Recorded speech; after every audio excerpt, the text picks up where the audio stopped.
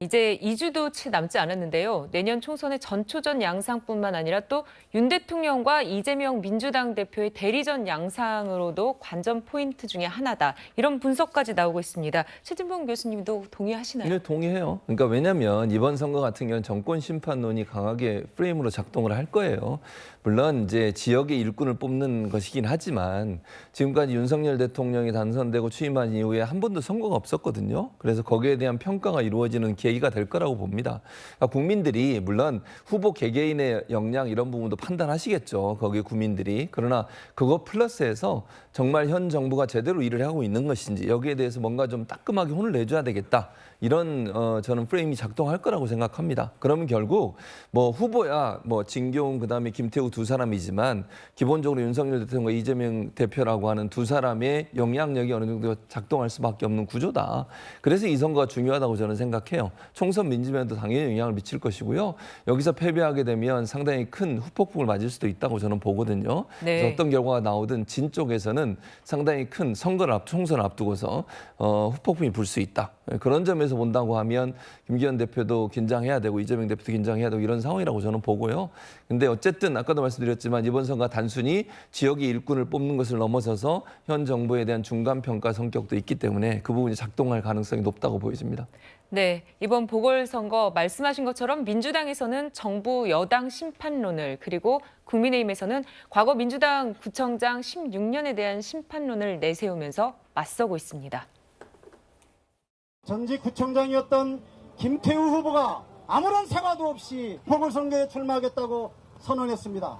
이것이 바로 국민에 대한 도리고 애의입니까? 여기에 대해서 반드시 국민들과 존경하는 강서 구민들 여러분들께서 회초리를 들어야 된다 이렇게 생각하는데 여러분 어떻게 생각하십니까? 그동안 쭉 방치해왔던 곳이 바로 강서구의 지난 민주당 구청장 16년 정권이었습니다. 그런데 작년에 제가 여러분들의 선택을 받아서 구청장으로 취임했습니다. 제가 다시 이번에 일할 기회를 얻게 된다면 여러분들 쾌적한 삶을 위해서 중앙정부 서울시로부터 예산 팍팍 끌어오겠습니다, 여러분!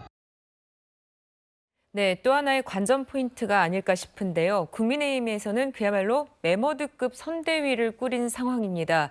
그런데 민주당에서는요, 보궐선거 패배 후 윤핵관들이 빠지겠다는 거 아니냐 이런 지적을 하기도 했는데 김정영 위원장께서는 어떻게 보십니까?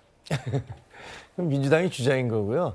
근데 지금 아까 이제 박상규 의원이 거기 한 20% 정도 된다. 그 충청도 인구가. 그런데 네. 저희가 알기에는 훨씬 더 많아요. 아, 예. 많다고 저는 얘기를 들었는데 네. 여기 보면은 정우택, 정진석 이분들 다 충청도 분들이시잖아요. 네. 그리고 나경원 의원도 충청도와 관계가 있는 분이고 그래서 이제 안철수 의원 같은 경우는 아무래도 이제 이번에 경기도 총선에서 경기도에 상당한 영향력을 행사할 것으로 보여지기 때문에 안철수 의원까지 대기를 해서 어쨌든 선거는 이기는 게 목표니까 저희로서는 최대한 가능한 인원을 다 동원해서 선거에서 이겨보려고 이제 노력을 하는 거예요. 근데 아까 말씀드린 대로 여러 가지 조건, 그 지역이 16년 동안이나 완전히 그 민주당의 텃밭처럼 돼 있었던 지역이라는 사실, 그리고 이번에 간신히 한번 대통령 선거를 통해서 구청장이 당선됐었는데 그 뭐 공익제보자라고 해서 그 제보한 걸로 여러 명이 처벌을 받았는데 나머지 몇몇 사실이 이것은 비밀 누설에 해당한다라고 또 문제 제기를 해서 결국은 이게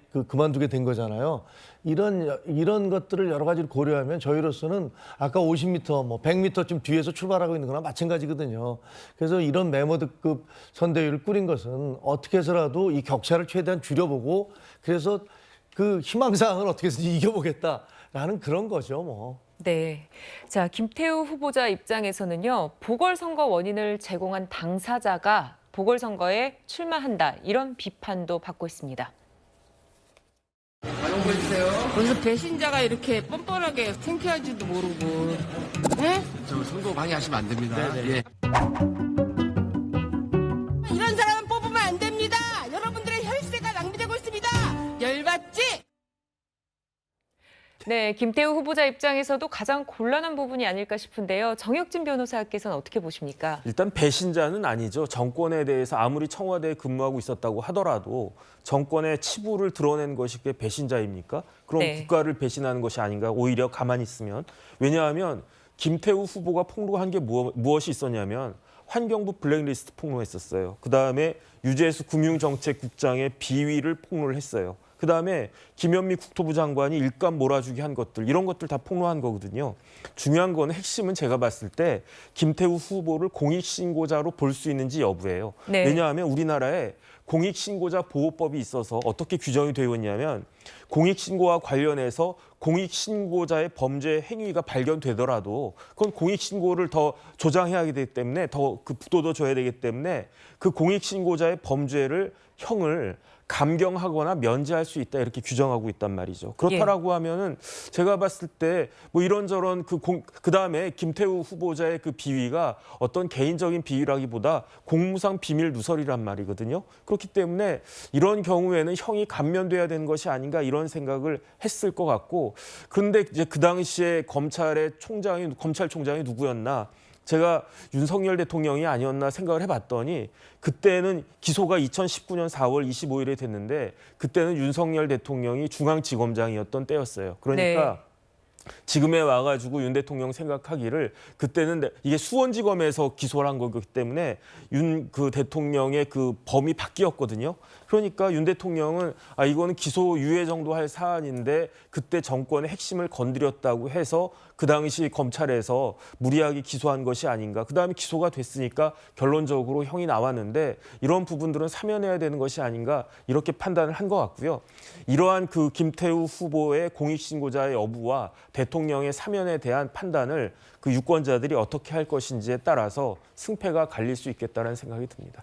네, 또 군소정당 후보도 강서구청장 보궐선거에 도전장을 내밀었습니다. 정의당 권수정 후보는 친명이 아닌 민생을 살릴 후보를 뽑아달라고 했고 또 진보당의 권혜인 후보 기득권 정치를 교체를 호소를 했습니다. 일각에서는 야권 단일화가 또 하나의 변수가 되지 않겠느냐 이런 전망이 나오는데 박상규 위원님께서는 어떻게 보십니까? 단일화는 안 될 거라고 봅니다. 네. 왜냐하면 정의당이나 지금 그 진보당은 자신의 색채를 뚜렷이 하면서 어차피 총선에서의 비례대표와 그 총득표율에 상당히 올인하고 있는 정당이거든요.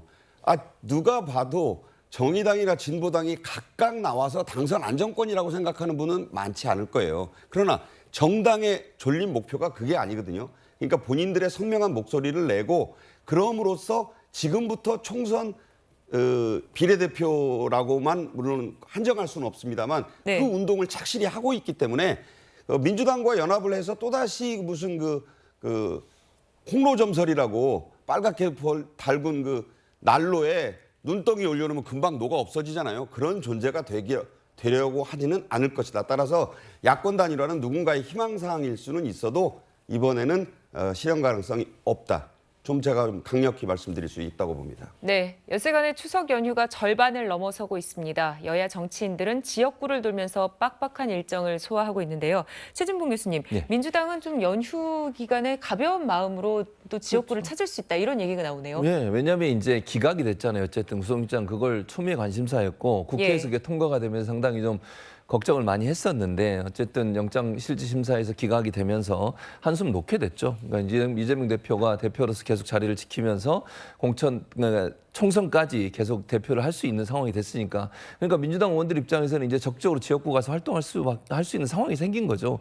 잘 아시는 것처럼 기각이 발표된 그 새벽 그날에 국민의힘도 사실은 귀성하시는 분들한테 인사하러 가기로 계획돼 있다가 갑자기 비상의총을 열었잖아요. 그만큼 긴장감이 거긴 있는 거예요. 그래서 민주당은 나와서 그날 추석날 귀성하시는 분들 인사하고 이랬잖아요. 그걸 저는 단정적으로 보여주는 부분이라고 생각해요.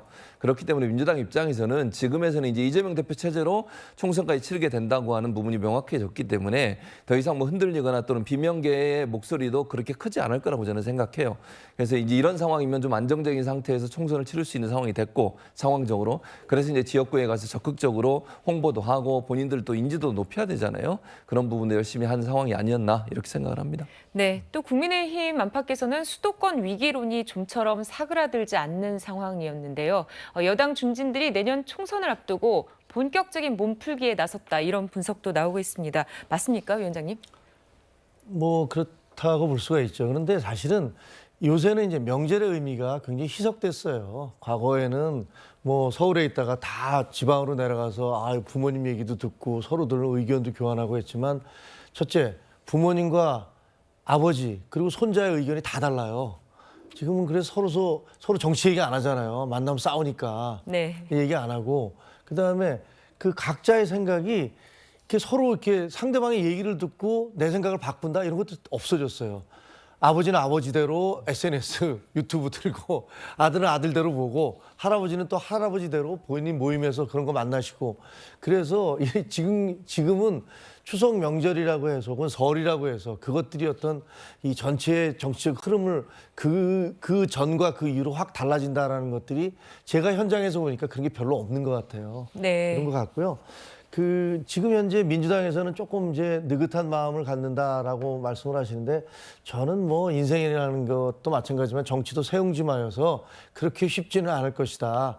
이번에 다 친명일색으로 그 판을 짜셨고 그다음에 앞으로도 그런 일들이 계속 이루어질 텐데 과연 과거에 이제 이재명 대표 그런 말씀하셨잖아요. 민주당의 이재명이 아니라 이재명의 민주당을 만들겠다 이렇게 얘기하셨는데 역설적으로 지금 그것이 이루어지고 있는 그런 상황이에요. 그래서 나머지 비명계라든가 그리고 친문계, 친노계 아니면 호남 이쪽이 모두 이재명에 충성하지 않는 쪽은 다 배제되는 그런 상황인데 그것이 과연 민주당의 다양성, 민주당의 어떤 전체적인 힘에 얼마나 도움이 될 것인가 저는 오히려 부정적이라고 봐서 글쎄 이제 당대표가 기각이 되셨으니까 그 부분에 있어서는 뭐 당분간은 기뻐하시겠지만 단기적이 아닌 장기적으로 볼 때 그것이 과연 득이 될까 독이 될까 저는 독쪽이 더 많다고 생각합니다. 네. 또 내년 총선은요. 0.73%포인트 차이의 대선의 연장전 성격이라고도 볼 수 있는 만큼 관심이 더 집중되고 있습니다. 이재명 대표 구속영장 기각으로 거대 양당의 대결 구도가 선명한 상황에서 제3지대가 등장할 수 있을까 여기에도 관심이 있는데요. 어떻게 보십니까? 정혁준 변호사님. 제3지대 필요성은 많은 사람들이 지금 인정하고 있어요. 왜냐하면 네. 당장 지지도를 봐도 여야 무당 해가지고 천하 3분지계 같이 333 아니겠습니까?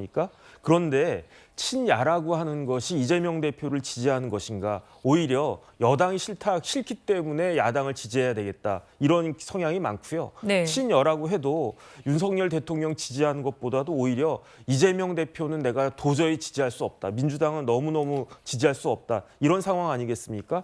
그런데 만약에 제3지대를 지지하면 내가 싫어하는 정당이 반사이익을 볼 수 있는 것이 아닌가 이런 부분들에 대한 우려가 지지하는 것에 대한 우려 효과보다 훨씬 더 큰 것이 아닌가 그런 생각이 들기 때문에 지금과 같은 상황에서는 제3지대 입지가 없다라고 저는 판단이 되고요. 네. 그렇기 때문에 다른 데를 다 떠나가지고 민주당이 그게 한 당입니까? 제가 봤을 때 분당이 돼도 벌써 분당이 됐었어야 됐는데 그 분당이 되지 않고 있는 그러한 모습 자체가 제3지대가 얼마나 지금 상황에서 어려운지 반증하고 있는 것이 아닌가 저는 그렇게 생각이 됩니다.